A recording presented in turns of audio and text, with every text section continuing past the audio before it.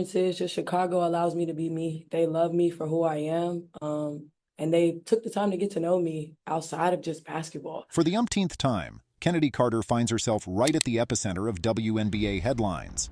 And again, for all the wrong reasons. Her latest incident rekindled the mercurial debate regarding sportsmanship versus competitive behavior, and principally the amount of aggression permitted within modern-day professional sports. Her most recent incident has been the source of much attention and criticism due to the aggressive nature in which she played a recent game. She was seen using overly physical means to better the competition, which involved the physical manhandling of her opponents. Physical play is a part of basketball, but some thought Carter crossed the line. In one particular moment, she blocked an opponent so aggressively that it was hard to see it as anything but intentional. Although accidents do happen in the heat of the game, this did not seem like an accident. It seemed as if Carter was willing to do whatever it took to stop her opponents, even if it meant breaking the rules and playing dirty. She's not taking the bait from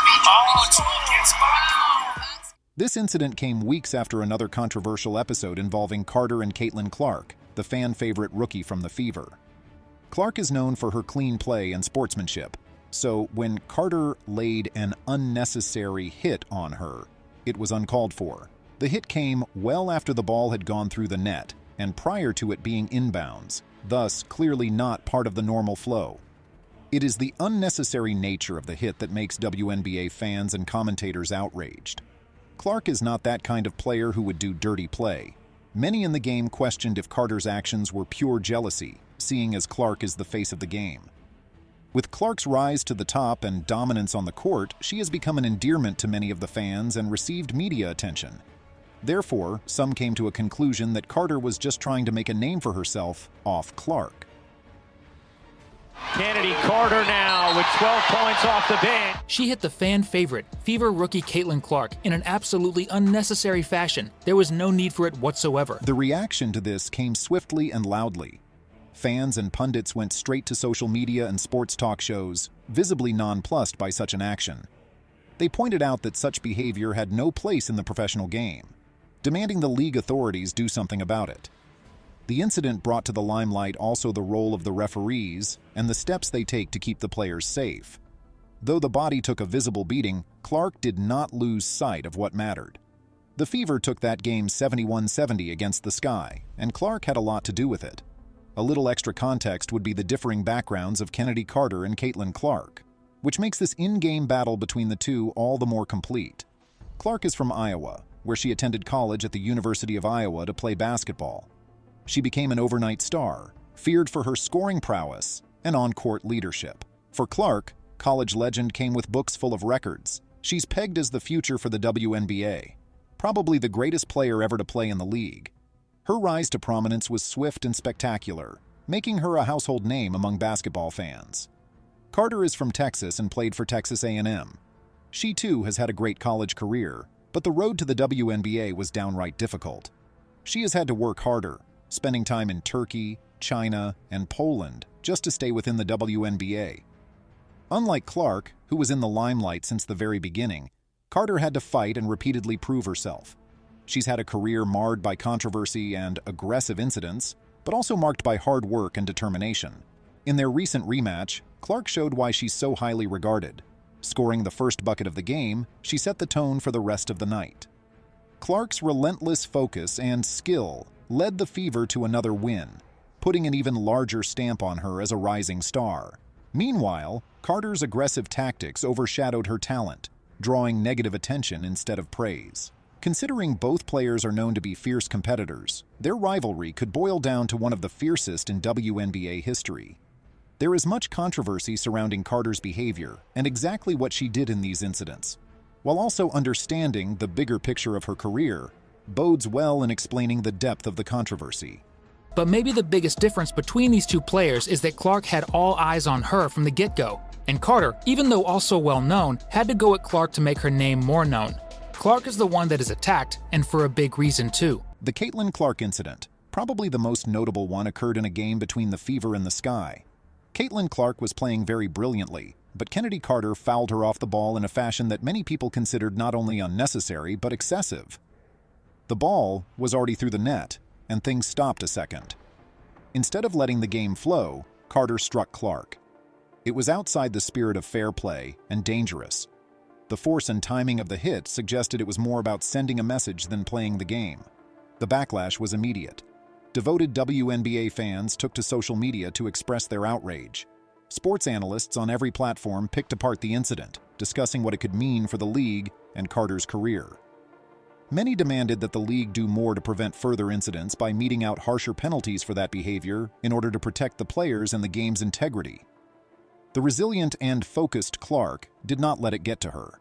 She played on determinedly, helping her team to a narrow victory.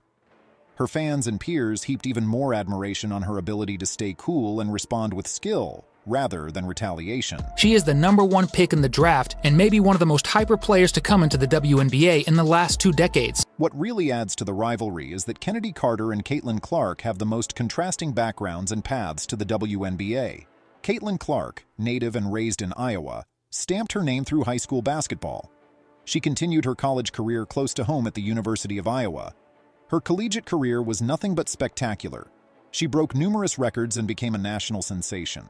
On top of being a great athlete, her sportsmanship earned her the admiration of most people who followed women's basketball. Kennedy Carter had an even tougher road. Raised in Texas, she played collegiate hoops at Texas A&M. She was also a phenomenal player, but her road to the WNBA was a bumpy one. She had to prove herself time and again ever since her drafting by the Atlanta Dream. Unlike Clark, whose career was relatively more linear, Carter's was marked by a lot of movement, playing overseas. She played in Turkey, China, and Poland. Each move meant adjusting to new teams and a different form of the game. Those obviously gave her an edge in the way she played, but also left her rather more aggressive. Taken for bad, but it's just the competitive side of sports and just what the basketball world is like. We already mentioned how Clark is one of the most touted prospects in the WNBA too, but Carter was not just some nobody. Although they did not play each other in college, we must say that Carter had a very respectable career. The rematch and its aftermath. The rematch between the Fever and the Sky was anticipated by all, particularly after all the controversy of their prior meeting. Everybody was eager to see how Caitlin Clark and Kennedy Carter would perform, and whether there would be any lingering tensions from the previous game. From the opening moments, it was quite obvious that Clark was focused and ready to lead her team. She put the first points up on the board, which set the tone for what would be a very tough and intense battle throughout. Clark's performance was nothing less than scintillating. She played as if the pride of being amongst the most promising youngsters in the WNBA needed to be upheld. She showed her poise in the court with her scoring ability, court vision, and leadership. She led the Fever to yet another victory and reasserted her position amongst the rising stars in the league.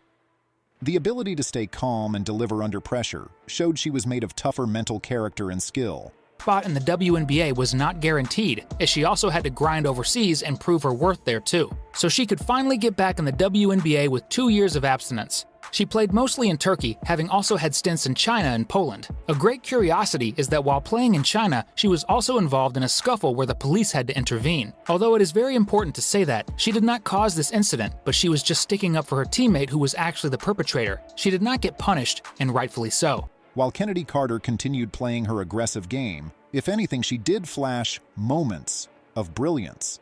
But again, it was the tactics that came under criticism. Many felt that such aggressive play overshadows her talent and hurts her team's chances.